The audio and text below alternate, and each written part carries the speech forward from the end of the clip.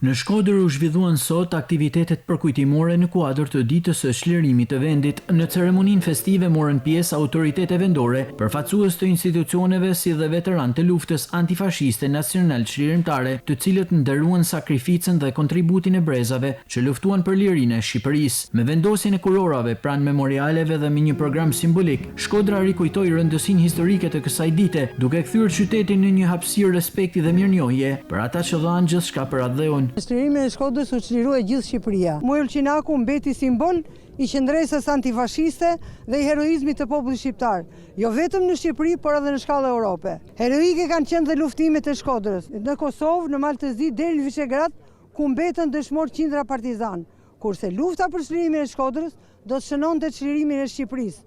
Në mëngjesin e 29 nëntorit të vitit 1944, forca të shumta të brigadave partizane u futën me luftë në Shkodër, ku u pritën nga mijëra banor shkodran.